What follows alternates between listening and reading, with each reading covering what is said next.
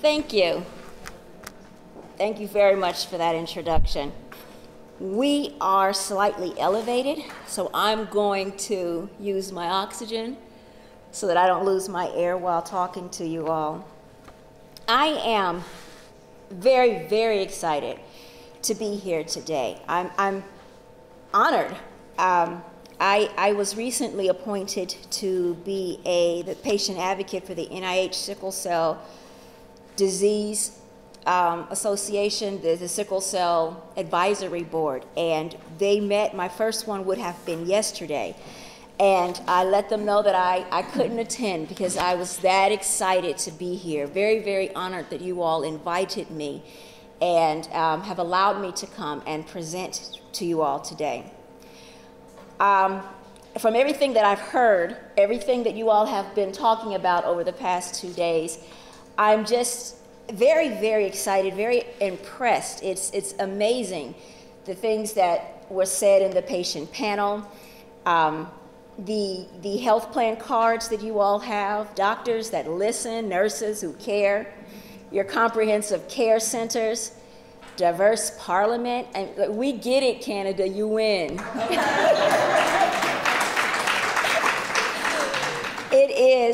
It's amazing what you all have done.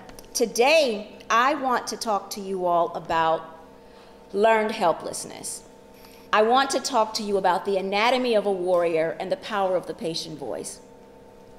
When you are, so as was mentioned, I am living with sickle cell disease. My doctorate's in molecular hematology and regenerative medicine, and when you're growing up, as you've heard several times today, with a chronic illness, you're often told you can't, don't, stop. Helplessness can be learned, and helplessness can be thrust upon you.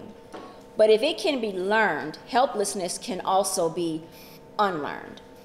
And this community, the sickle cell warriors, we are strong and powerful. Today I want to talk to you about that power, about the anatomy. What is it that makes up the building parts of being a warrior, and the power that is inherent therein. Let's see. My learning objectives are to understand the role the sickle cell disease has had in shaping current research trends, recognize how sickle cell disease was at the center of multiple major scientific breakthroughs, and describe the role of the patient in defining research objectives, and to review current patient-powered projects, platforms, and initiatives. For my disclosures, as was mentioned, I am the Executive Director of SC3, the Sickle Cell Community Consortium. We have direct funding from PCORI, a pipeline to proposal, which I will actually talk about more here. We are part of other research initiatives so that we have additional funding from PCORI, HRSA, and we are indirectly connected to a number of different pharmaceutical companies that have helped us in sponsoring many of our events. So, one of the first things I want to talk to you about is something that I wrote many, many years ago.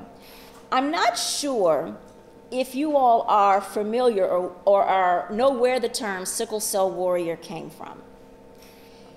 It was actually coined. If you look at Google Analytics, you can see the term was not in use until a certain time period.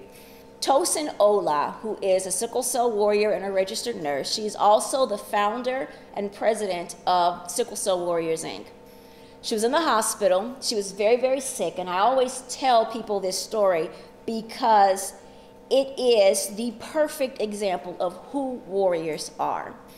She got online, this is many, many years ago, looking for a community to support her, to support sickle cell, someone to talk to, and she couldn't find any.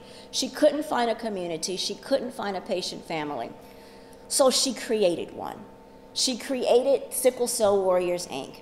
She began to identify herself as a sickle cell warrior and telling other people, you are warriors. When you look at Google Analytics, you'll actually see that it is when she first posted that viral post that the term sickle cell warrior started appearing in search drives. She needed support, she needed a family, so she created one. Sickle cell warriors, this is something I wrote. I was part of Sickle Cell Warriors. Tosin and I, Tosin's a very good friend of mine, and we've worked together extensively over the years. And when I first found Sickle Cell Warriors, Inc., I really think it had a lot to do with me getting into the advocacy space. I wrote, and I have the slide here because it didn't make it on the presentation here. This was something I wrote some time ago. We are strong and determined. We are brilliant and beautiful. We are educators and advocates. We will not be defined by a diagnosis, nor will we submit to stereotypes. We insist upon compassionate care, adequate pain control, and respectful communication. If a crisis brings us to our knees, we will nurse our wounds, dust off our knees, and keep on fighting. When a warrior is lost, we will grieve that loss and fight that much harder. We are beautifully and wonderfully made. We are sickle cell warriors. Take a moment, embrace the awesome.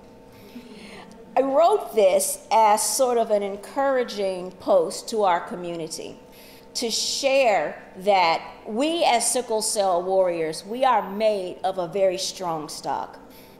In fact, many people are not aware, but sickle cell has actually had a major impact on science and on multiple scientific breakthroughs. I'd like to share some of those with you today, because this is who we are.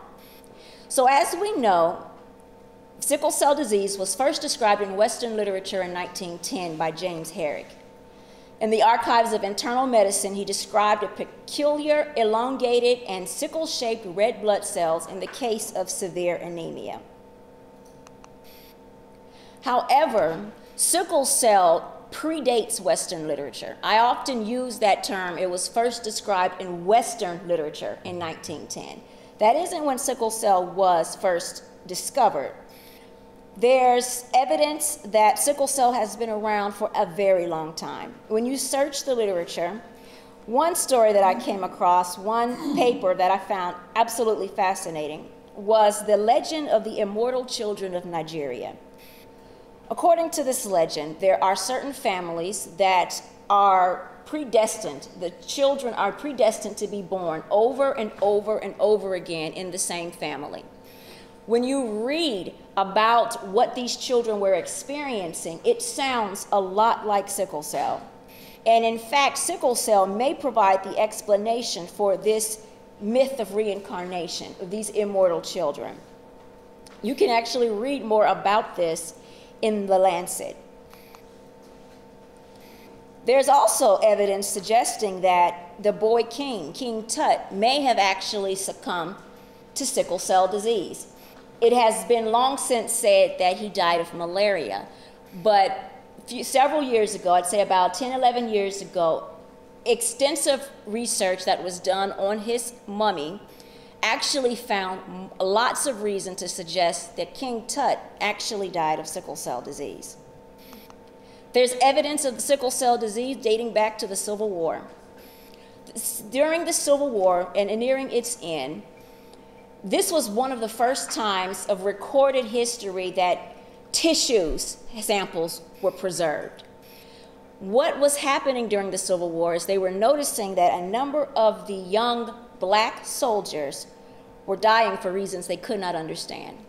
Tissue samples were kept, and all these years later, one particular sample of a young recruit from 1918 who had been sick for several days, those tissue samples were reviewed. And it turns out that he most likely had sickle trait. He inherited one copy. Well, what they saw was evidence of sickled cells in that tissue sample. They believe it was most likely the sickle trait. Once they began reviewing other tissue samples, they found that during the Civil War, some of these young black soldiers who died may very well have died from sickle cell, from a sickle crisis brought on by exertion during the war. So sickle cell predates Western literature. We know that in 1949, it was first described as the very first molecular, it was the first disease to have its molecular basis described and understood. In 1949, Linus Pauling published a paper on sickle cell disease and sickle cell anemia, a molecular disease, and defined it as this molecular disease. It is the first disease in the history of Western literature to have its molecular basis completely defined and understood. What many don't know is the phenomenal impact it has since had on science. Sickle cell has defined how we identify and study biology and pathophysiology of single cell disorders. DNA diagnosis and predictive genetics, and proof of principle studies, all of these were first done in sickle cell disease. So first prenatal diagnosis using DNA, they did that with sickle cell. Detection of single mutations using restriction enzymes, which is a big deal in research science. The prenatal diagnosis of sickle cell anemia by restriction and endonuclease analysis. This entire paper was done using sickle cell as a model. Amniocyte DNA analysis, population and epidemiological genetics, pharmacological and cellular therapies, activation of sleeping genes, epigenetics, gene therapies, all of this wonderful, brilliant, beautiful, nerdy stuff, we know because sickle cell was the perfect model for it. Now, I tell people all the time, especially sickle cell warriors, to embrace your nerd. I'm a nerd. I acknowledge it. I embrace it. I'm proud to be a nerd. And we all should be. So I tell people, embrace your nerd. And all of these things, these wonderful nerdy things, we know because sickle cell was the perfect model. Even a Nobel Prize in chemistry. In 1993, the Nobel Prize in chemistry was awarded for PCR, polymerase chain reaction. Now, if any of you, even in high school, they do PCR now. PCR is one of the foundational things in research science. You'll do PCR to expand little bits of DNA so that you can understand what's happening. This study, this phenomenal changing scientific breakthrough was done using sickle cell disease as the model. This is who we are. This disease that is within us, this disease that has been a part of us, has been a major, major part of scientific breakthroughs going back to the beginning. And it is an amazing thing that we have been able, this disease that we are living with has defined this powerful field, multiple powerful fields. It is who we are. Our lives have defined major scientific breakthroughs. They did it then, and it is within us to do it now. The sickle cell patient community, as I read earlier, we are a strong and powerful voice. We have that power. Now we must use it. We must use that, the patient voice, to direct education, research, advocacy, awareness, legislation, and policy. So the Sickle Cell Consortium was created to harness and amplify the power of the patient voice. So the sickle cell community, we are a US-based nonprofit comprised of warriors, caregivers, community-based organizations, partners, and medical research advisors. Collectively, these groups make up the General Assembly of Patients, Caregivers, and CBOs. This is the decision-making body of the consortium. Having recognized collectively as an organization that we had such power in our voices, a bunch of us decided that it was time to do something about it, that we needed to organize and amplify and harness that authority that is inherent within the patient and caregiver. So our mission is to equip and empower patients and caregivers to be full participants in sickle cell advocacy, education, research, legislation, and policy. We also provide infrastructure support, best practices training, and access to resources otherwise unavailable to partner CBOs. We provide a platform for our community to identify and to define problems, needs, and gaps in the community, and then to identify strategies to address those needs and gaps. We also provide a centralized infrastructure to develop multi-stakeholder strategies to then implement community solutions and determine how to execute them. So the community identifies these are needs and gaps in the community. Patients and caregivers say these are things that I've identified as things that need to change. And then we collectively create solutions. We prioritize them and create solutions so that they are all, every platform, project, and initiative that we do is patient-powered, patient-driven, and patient-led. Our various partners include credentialed CBOs. We go through a credentialing process so that all partners that join us, we can be assured that they are in compliance with IRS, that they are in fact a nonprofit, that the money they raise are going towards what they say it's going to. We partner with junior CBOs. These are community-based organizations that are not yet 501c3, but are filling a need that is unmet in their community, and we help them over the course of 2 years to become fully 501c3 or become full nonprofits. Sponsored patient groups, these are support groups and things of that nature who are sponsored by providers or healthcare facilities. Independent patient family advocates, these are patients and caregivers that are not part of the executive leadership of an existing community-based organization.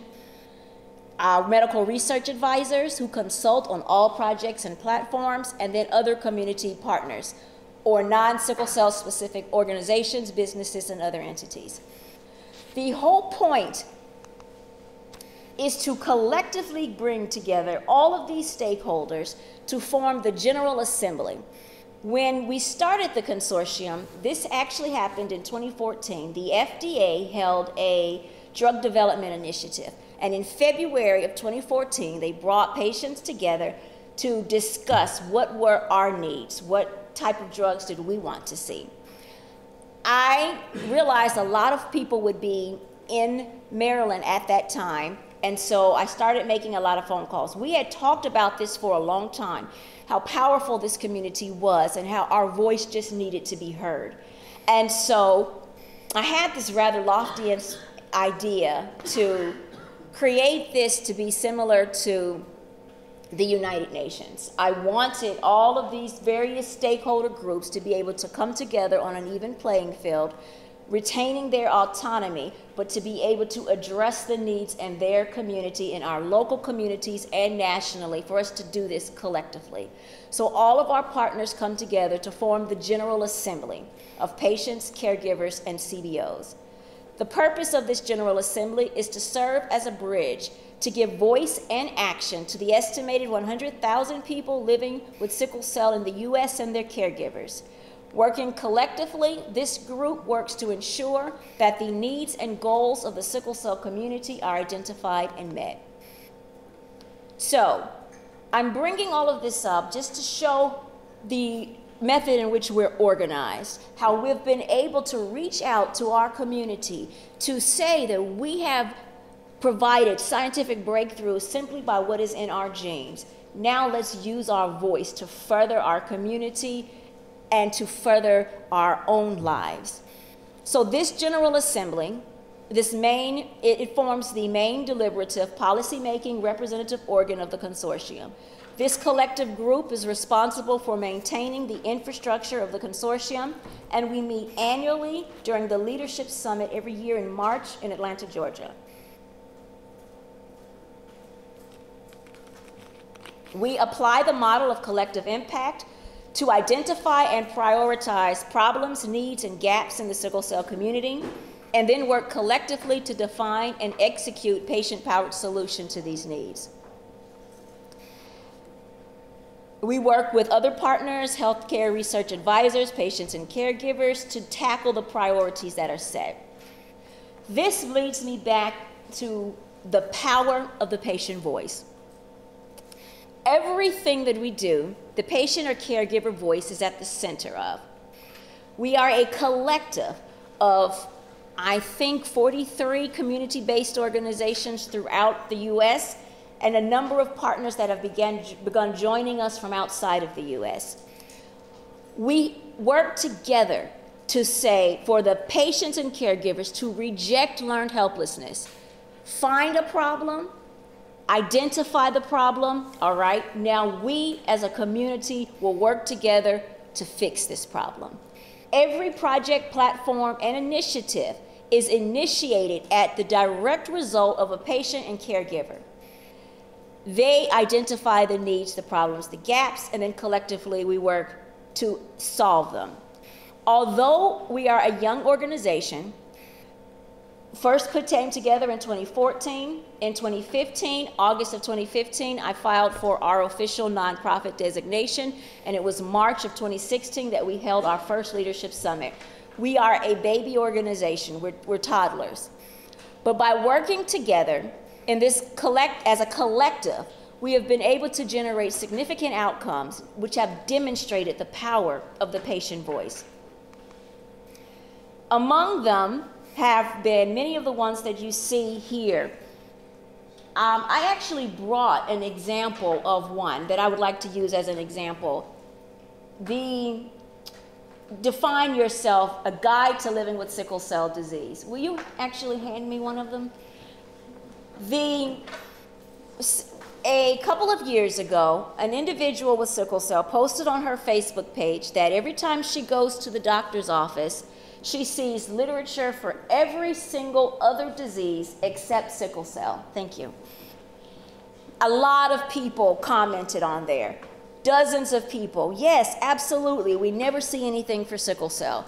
So step one, a patient identified a need. Step two, many people came together and said, yes, this is a need that our community needs to prioritize. So then what we did was we put together a team of community-based organizations, Bold Lips for Sickle Cell, Sickle Cell 101, and the Sickle Cell Community Consortium. These are partners of the consortium that said our community has identified that we need literature in our doctor's offices and clinics.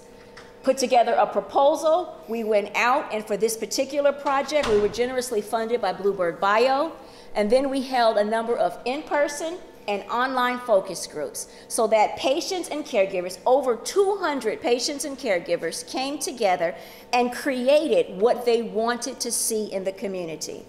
The result was the first of our patient-powered publications. There are a couple of others now. A Guide to Living with Sickle Cell Disease, Define Yourself, Define Your Life. This was written for the sickle cell community, by the sickle cell community. These are things that we want you to know. It's available now in both English and Spanish. We're working on the French translation, and we were able to get funding to send it out. Patients and caregivers said, I want this clinic to have it, I want this hospital, and we sent them out, thousands of them, all across the country, free of charge, because the community said, we need this in our clinics. Since then, we've gotten many others who have said, have come to us and saying, now we want some of these as well.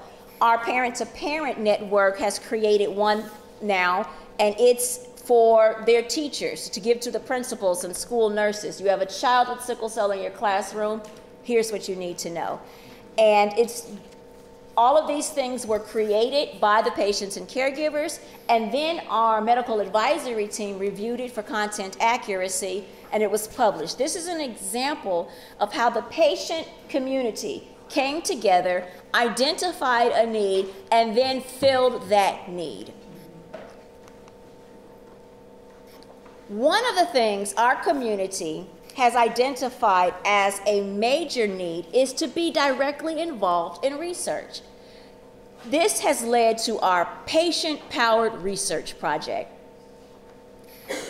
From here, we've been able to launch Patient-Centered Outcomes Initiative, the Clinical Trials Initiative. We have worked and are continuing to work to define a patient and caregiver research agenda, and SC3 Scholars, which is new.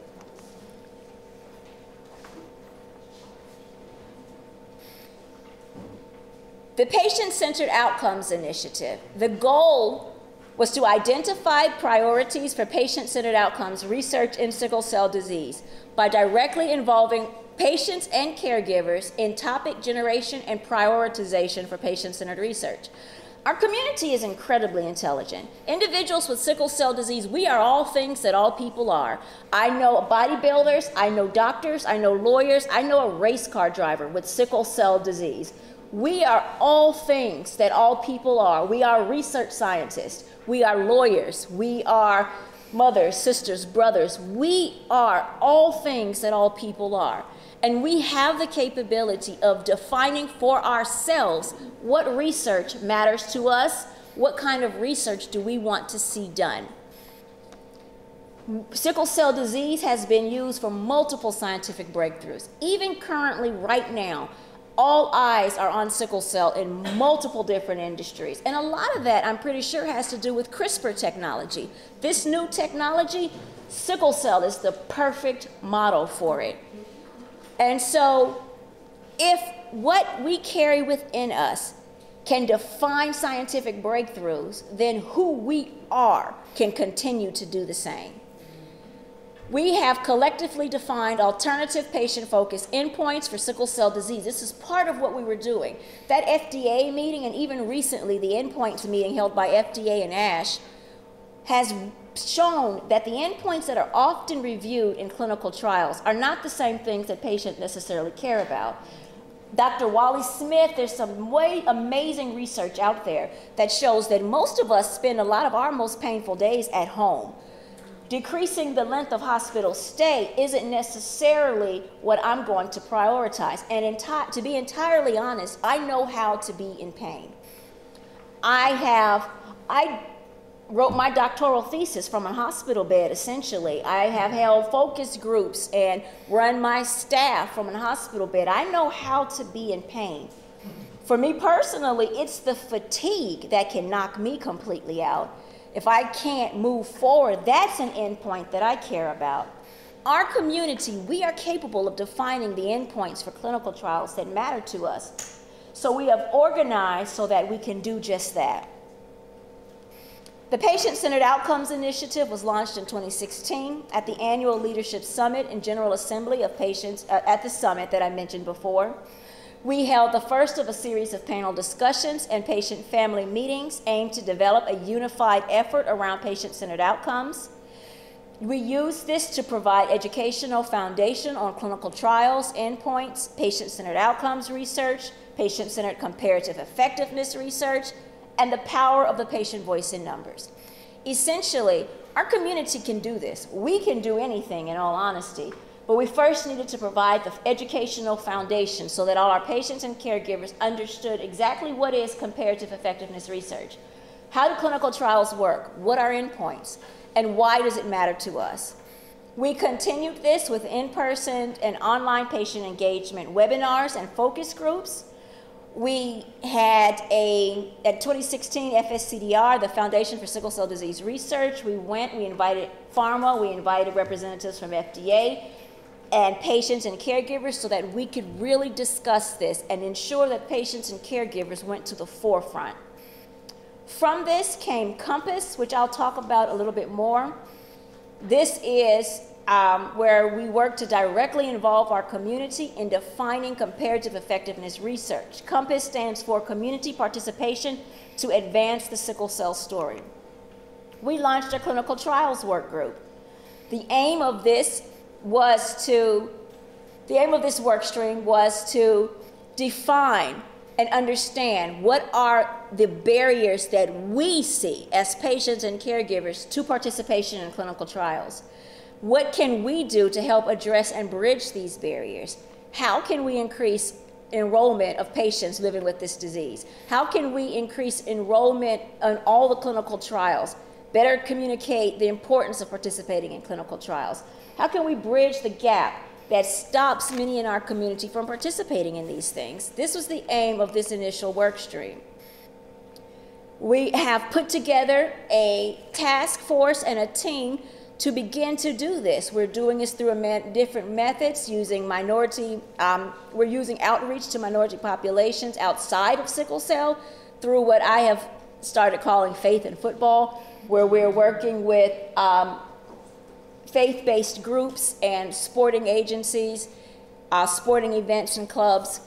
We've put together panels of patients who have previously participated in clinical trials to describe what their experience was like and to encourage others to do so, and have begun requesting clinical trial investigators to provide plain language information for each trial so that it's easily understood. This is a super busy slide, and I'm not going to go through all of this, but COMPASS, Community Participation to Advance the Sickle Cell Story. It's important that we as patients and caregivers learn to embrace our inner nerd. We have the ability to understand all of these things that sometimes people will suggest are complicated. That maybe, I've actually had people to suggest that by empowering the patients and caregivers and bringing us all together in this manner, that we should stay in our own lane. Here's the thing about that. This is our lane. In fact, we own the road. It is our place to define research. It is our place to know everything possible about our health. I love what Dr. Adame said when he said that there isn't anything that he should know about his patients that they shouldn't know about themselves. We can do this. We just have to do it. It is our place. This is our lane. We own the road. And so, hydroxyurea. I encourage the children even to learn what is hydroxyurea. The adults, how does it work? What's its believed method of action? We have people, teenagers now, that can just spit it out because they've heard me say it so many times. Hydroxyurea is an S-phase-specific ribonucleotide reductase inhibitor. What? Embrace your nerd. What does that mean? Why does it matter? COMPASS was presented to do that, so that we could capture the patient voice to determine our priorities and bridge the gap between research, practice, and true outcomes or change for patients living with sickle cell disease. Now, the whole point of this, the way that it's working, is through community engagements. The Sickle Cell Foundation of Alberta has this network here in Alberta, and they are, I would argue, the most important point after the patient. Because in our community, what I have learned is that the reality is individuals living with sickle cell, ours is a very insular community. A lot of times we even get our own medical advice from each other. The community-based organization, we interact with our healthcare providers, we interact with research and clinical trials differently than any other disease group that I've encountered. We look to each other for our advice and our support, to form these communities, to form our networks, our sickle siblings, our warrior family. The CBO, the community-based organization, is the most important part in that, after the patient and caregiver themselves, in communicating, in educating, in making sure that you have this relationship with your patients. I strongly and firmly believe that it is the job of all of us to support our local community-based organizations, because they are that home to house this network so that we can define research, so that we can be in the center of all of these different things. COMPASS was launched so that the results of this grand stakeholder engagement, data, information, finding results from the involvement of research activities of certain individuals or groups. The whole point of stakeholder engagement is to begin to bring together all of this information. Our community sort of has this unofficial motto of nothing for us without us. I mentioned yesterday that individuals living with sickle cell disease, we respond better to here is what I have done for you, with you, as opposed to this is what I've done for you. Directly engaging the sickle cell community at the beginning is one of the best ways to ensure greater engagement and to ensure success. COMPASS is a $50,000 cooperative agreement with the Patient-Centered Outcomes Research Initiative. It is a Tier A award. And so it was designed to support the development of research partnerships and to identify research CER questions, or a series of questions that are important to patients, researchers, and other members of the healthcare community. The purpose was to engage the sickle cell community's national networks of patients, caregivers, and community-based organizations to capture patient-defined research priorities to bridge the gap between research, practice, and true outcomes for individuals living with sickle cell disease. The objectives: to create a survey to capture patient-caregiver perspective, to engage and educate the patient-caregiver community through online webinars and in person. We did this during our annual Leadership Summit that I've mentioned before, and at our annual Patient Family Symposium, or the Warriors Convention. The Warrior Convention is a once-a-year convention that we hold. It is unique in that it is completely organized and ran by the patient and caregiver community. Every track, we have a children's track, a men's track, a young adult track. Every class, every section, every workshop, they are all put on the table by the patients and caregivers. And we include everything from the science of sickle cell education, clinical trials, to relationships with sickle cell. Being a father and raising children with sickle cell, that was on the men's track. We do a transition panel, transition and transplant panels. It's all we had. This year we had NAMI, the National Alliance for Mental Illness, came out and did a workshop with our young adults. We had SunTrust Bank came out and did a workshop on managing your finances while chronically ill. It's all about defining the community, defining what they want to learn about. And it's also designed to sort of be a bit of a vacation, to have fun, to hang out with other patients and caregivers. So we have a prom. This year's prom was themed Warriors of Wakanda. And we give out, it's an awards, so we give out awards to various warriors and physicians. And so we also use this annual meeting. It moves based on where patients vote for it to go. Last year it was in Atlanta. This year it was in Tennessee. Next year is in Texas. And goodness, the year after that, the community voted for us to go to Las Vegas. So we'll see how that works out. But it moves based on the will of the patient community. And so we continued this education on research and what research matters at the convention. It's built upon pre-existing and the formation of new partnerships, and we did all of this to generate a list of patient-created priorities and CER questions, comparative effectiveness research questions. So I want to bring up a little bit about what our community thus far has defined as the questions they would like to see research scientists begin to investigate. Now, this is still open. I'll talk about this more. We're still in the process of wrapping up aspects of this. And so there's still time. We're engaging the sickle cell community to tell us what research matters, because the whole point is then to share that with the research community. We're publishing white papers and we're sharing this. This is what the sickle cell community has said. This is the research question we would like to see you all answer. These are the research topics that matter to us.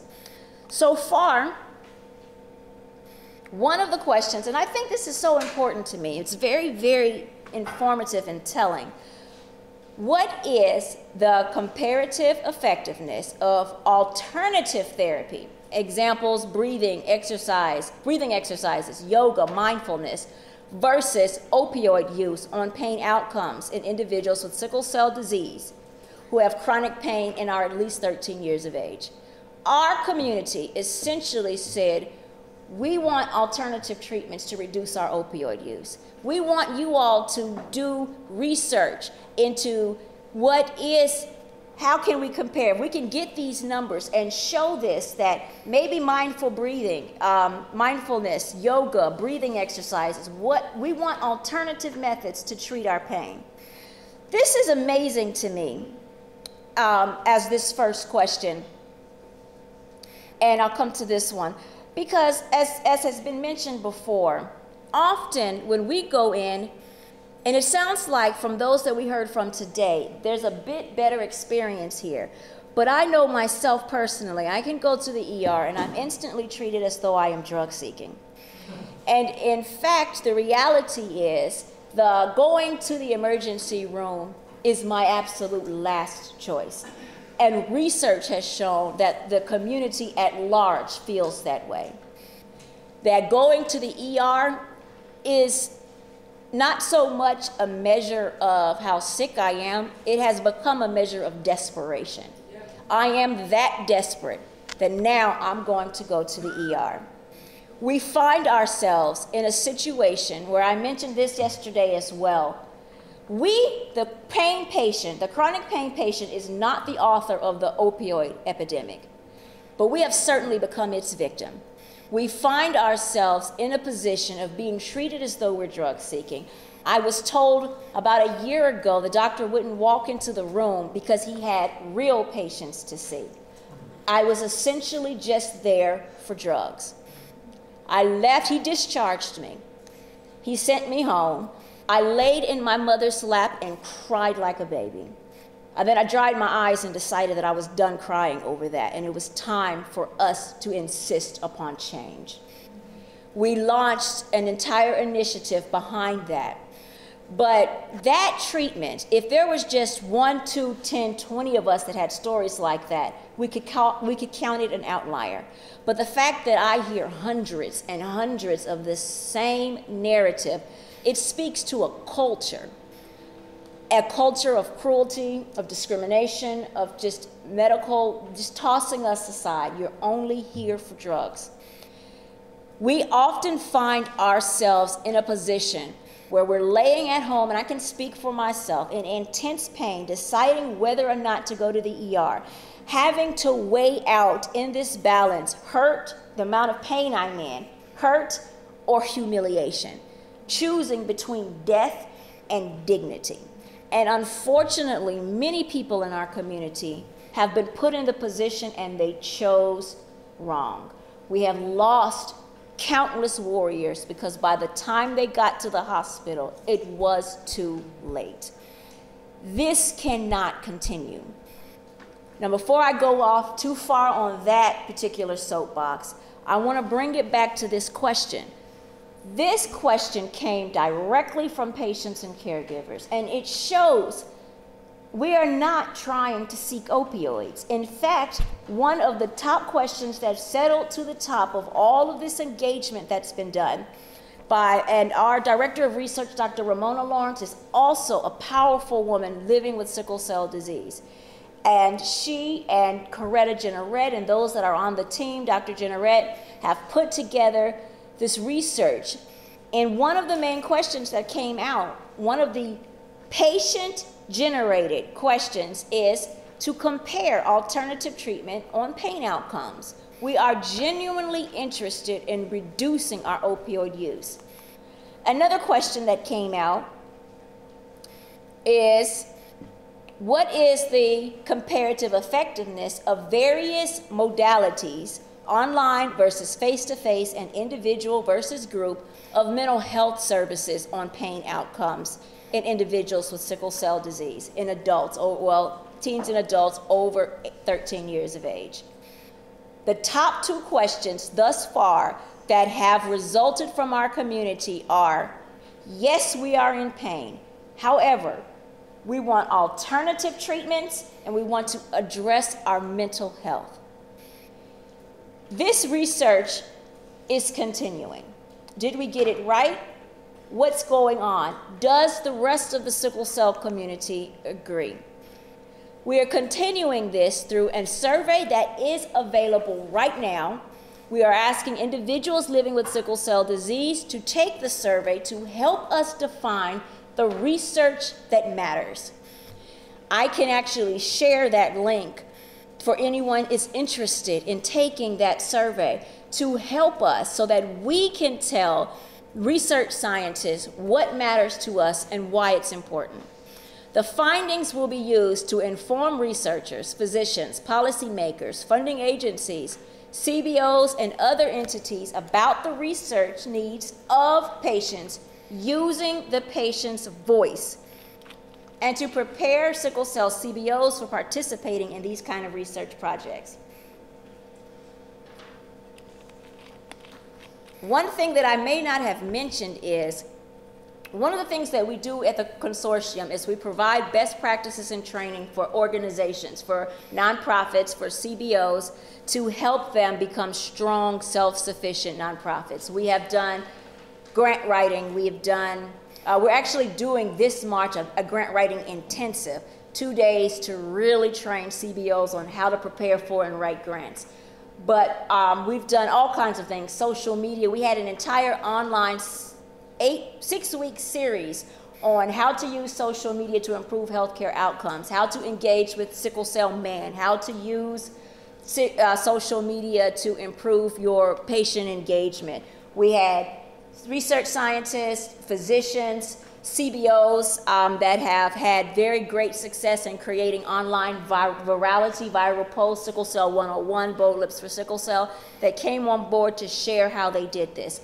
We provide a lot of best practice training for organizations, and part of this is that we want to also train and prepare organizations on how to participate in CER research projects.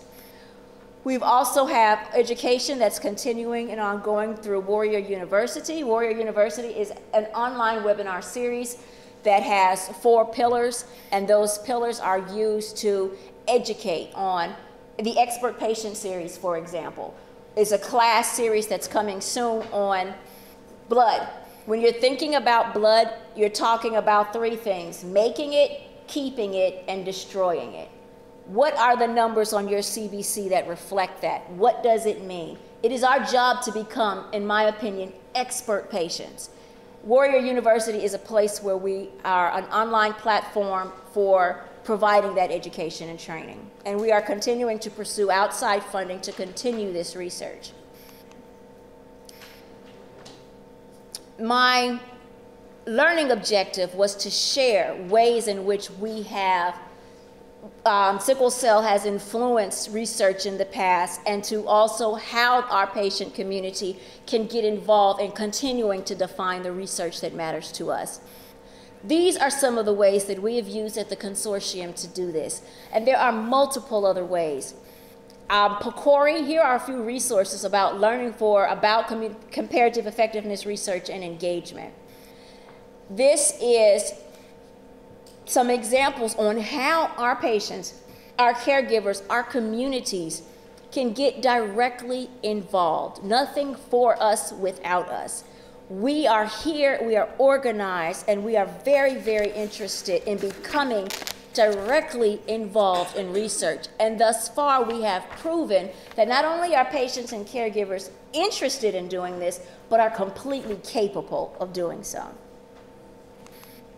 So this brings me back to the anatomy of a warrior, because we are made of stronger stuff. During the panel today, the young lady said, Maya said, I think it was Maya that said, we are strong. And we are.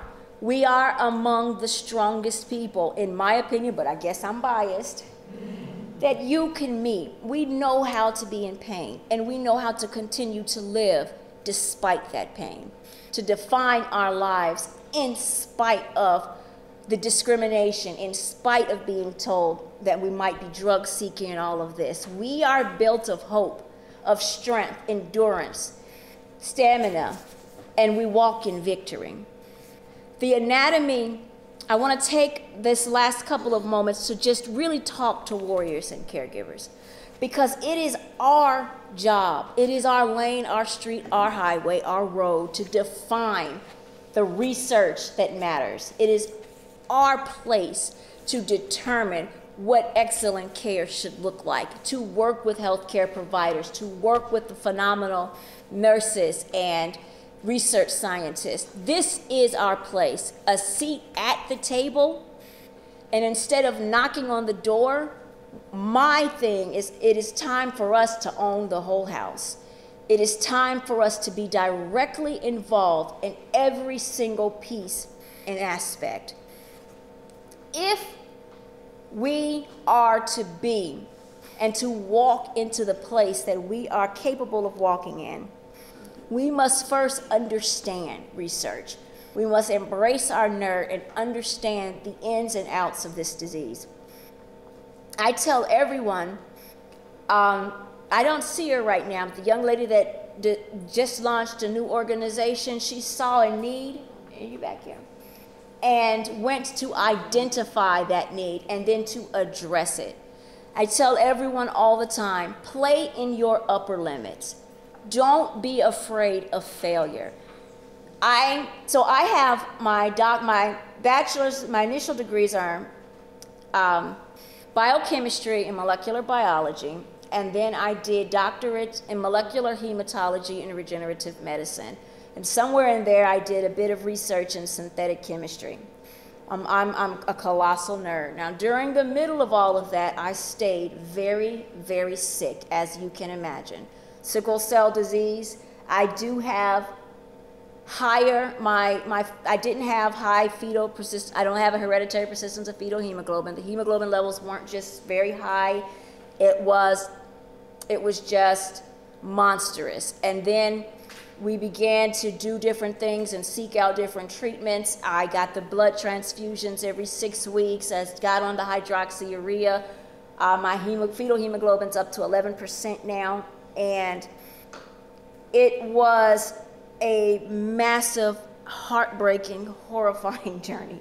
And I have people that come up to me all the time and they say, especially parents that'll bring their child and say, oh, I tell my daughter, my son about you all the time because you never gave up. And I need to correct that. That is not true. I gave up every night. I just got over it every morning. And that is the anatomy of a warrior. We live this life that we are strong enough to live, and we prove it every single day. So play in your upper limits. It is the hardest thing. That doctorate degree was the hardest thing I have ever done. But one foot in front of the other, and my sister Maya over there is doing it right now, and she will complete it. Yeah, you're in there. I encourage all warriors and caregivers, don't be afraid to not succeed. It's okay to fail. I plan to, if I'm going to do something, I'm going to do it thoroughly. And when I fail, I will fail epically. Fail in the most epic way possible. Fail so hard that people are talking about that as the example of perfect failure. Play in your upper limits. We are all things that all people are. We can do all things that all people do, but we must know how. When I travel, I'm so honored to have been asked to come here. My flight in and my flight out, I know that I need buffer days on each end. I can't fly in and out because it will not end well, but I can fly to Canada in November in the snow as long as I prepare. So I prepared. I had to go get fluids. My hemoglobin was quite low. They told me it was 6.8. Normally, I do not consent to blood transfusions because of iron overload until I drop below a 6. And only then if my reticulocyte count suggests that it's not going to rebound on its own. I consented to blood because I knew I was flying to Canada to November in the snow. Just prepare. We can do all things. This is the anatomy of a warrior. We are strong. We are intelligent. We are amazing. Toot your own horn. Pat yourself on the back. You are not on anyone else's timeline. It took me 5 years to do my 4-year degree. That's okay. It took me 8.5 years to do that doctorate degree. That's okay, because at the end of those 8.5 years, I can now introduce myself as Dr. Bailey. So,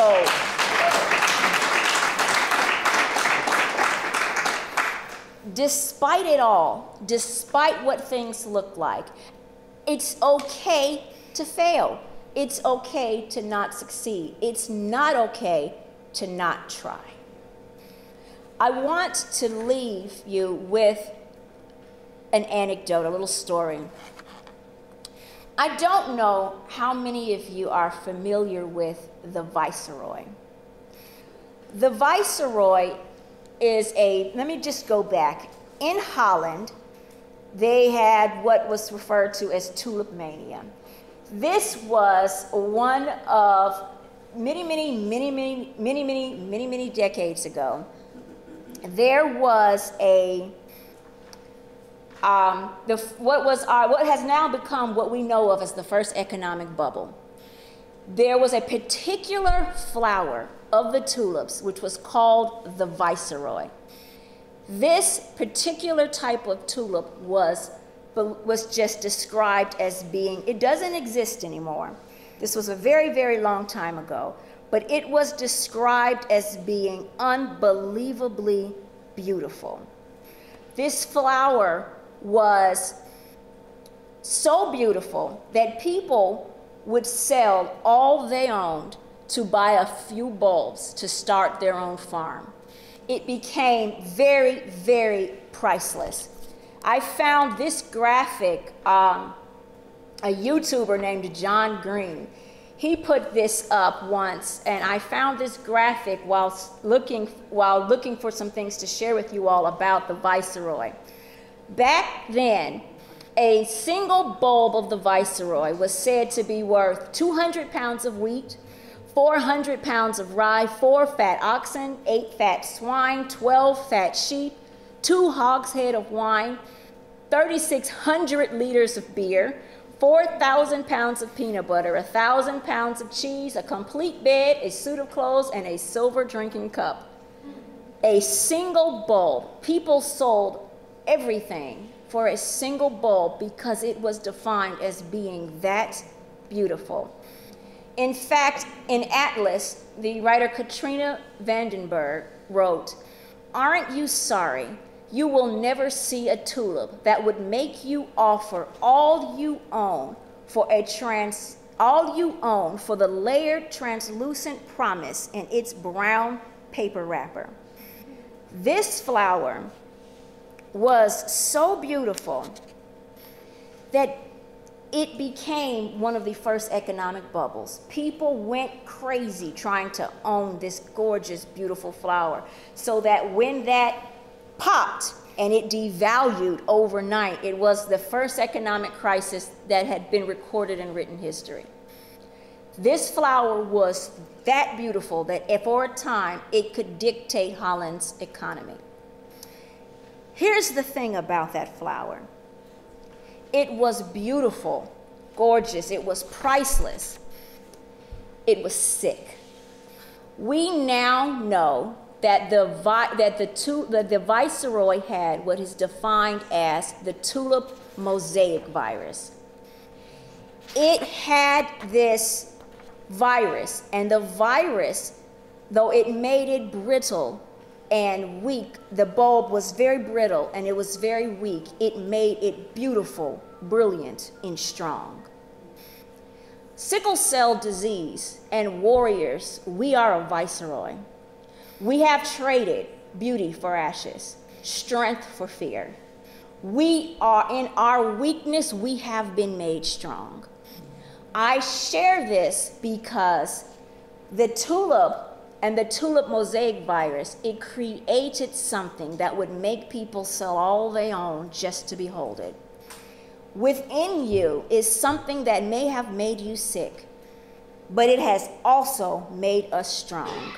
This disease has defined scientific breakthroughs all the way back to ancient Egypt, King Tut, to now the PCR. This disease is still the model for lots of research all over the place. We learned yesterday about various mouse models and all the amazing research that's being done. It is within us, but it is not us. Despite it, we are priceless. And we have the ability to define research for generations to come. We have the ability to change and to shape the world that we want to see.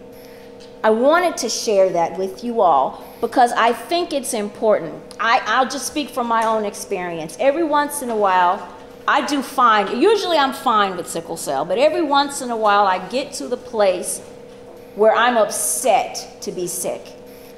And I know that it's time to really slow down and take care of my mental health. I know this is something that we have not addressed well, but we're working on. Despite what's going on in our lives, I encourage all warriors in the room to take care of your mental health, to understand that yes, we might be upset some days to be sick, but despite it all, we are still the viceroy. We are something so precious that kings have carried it. Kings that are still talked about, pharaohs that are still talked about to this day, and have defined research yesterday and will continue to do so tomorrow. Thank you.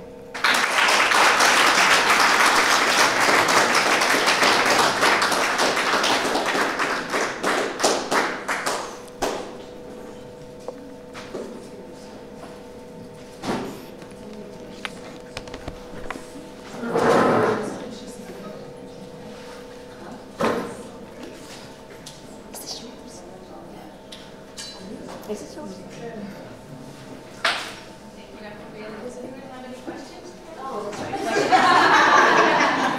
Questions? Sorry. Comments? Complaints? Yeah.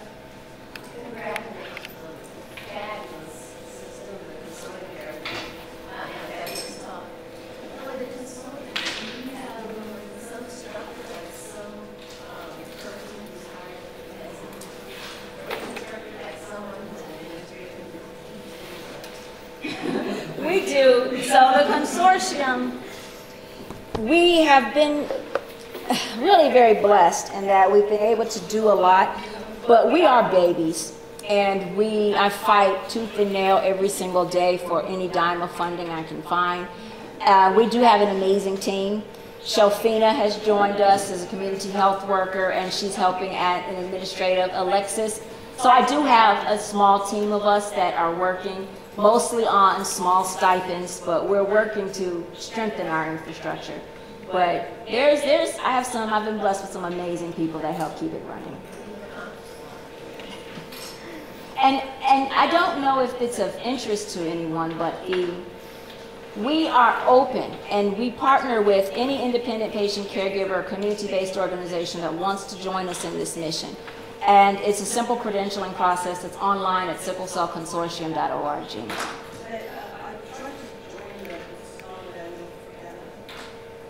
It is now, so it hasn't been in the past. Because I went on today, and it's only the United States edition. Oh, You well, can't choose Canada. It's only we can't choose Canada where?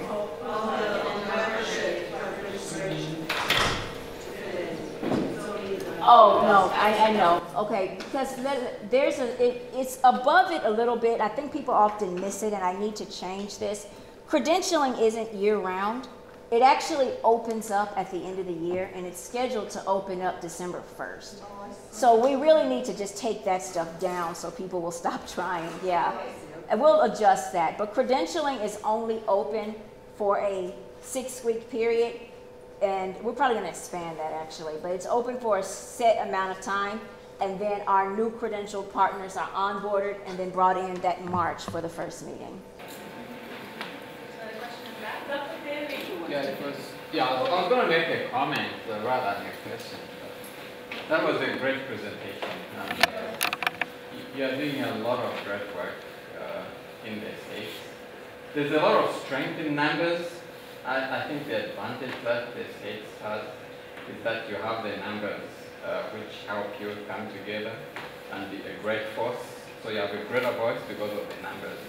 We don't have those numbers here in Canada, and we need a lot more organizations initially just to prop up the local numbers in Canada in order to come up with one voice that will be able to be heard. But maybe we should think about that as Canadians and be able to make that group of people to have one voice And it may not be a bad idea to partner with our southern neighbors. Thank you.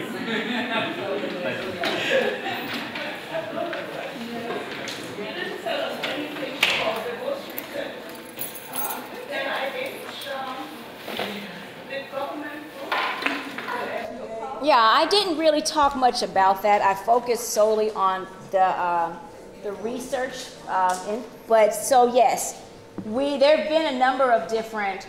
It's been mentioned a few times actually that Gary Gibbons is now over NHLBI, and so there's a few initiatives that have been launched. One of them is the sickle cell cure, and the goal of which is to cure sickle cell disease within 5 years. That is the goal that has been launched by the NHLBI. I'm on the executive committee for the Sickle Cell Disease Cure Initiative, and they've brought together a lot of power players with the intention of devoting time and resources to attempt to cure sickle cell.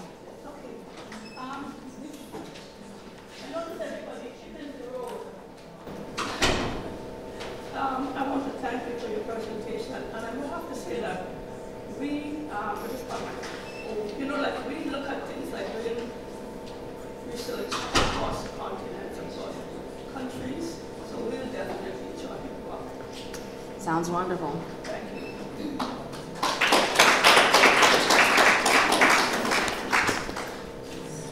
Okay. Yeah, okay. I just have one housekeeping message to give to you. And before you leave, please consider filling out the questionnaire, because it is by that we will know how useful what we did was, and also how what we could change for the future. Also, I want to thank the medical staff that filled out. The sharing that we had today was extremely important.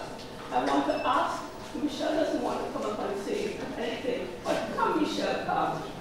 We want to practice what we preach.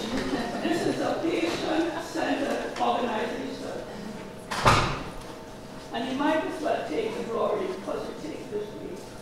Well, no, I mean, thank you everybody for coming out today and for attending and for your continued support for our foundation.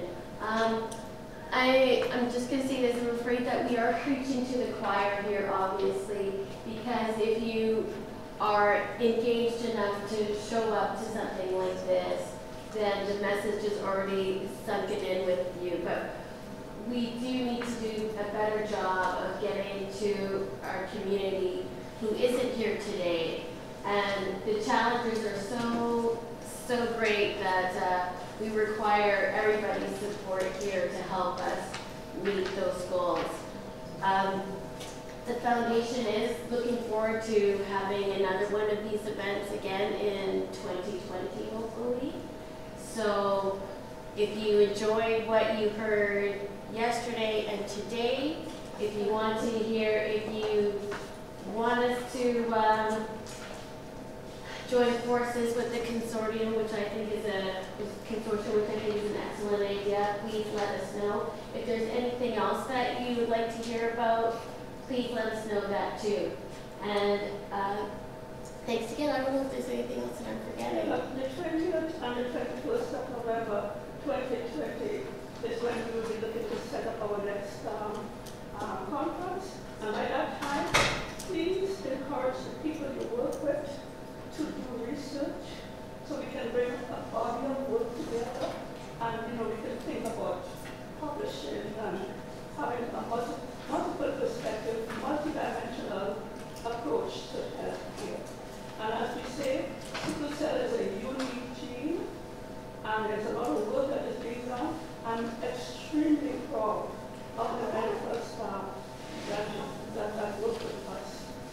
And anything that we can do to help you all, community outreach, I decided to devote my next 2 years to being sickle cell foundation of Alberta and driving force.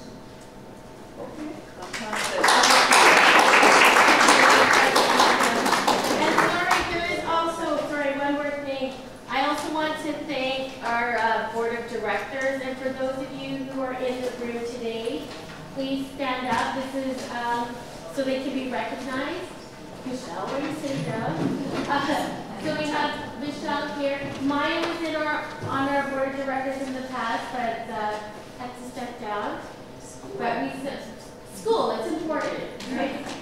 We have Bernice back there, Rebay, who you heard from today, Carlisle, and Theo, our awesome treasurer, who's not standing. And so these people are volunteers. We meet every month to help organize events. We've done bowling. We're looking forward to doing bowling again. We've obviously done this conference. We've done many educational events. So please give them a round of applause. And thank you. That'll bring the conference to a close. Before we go, we must definitely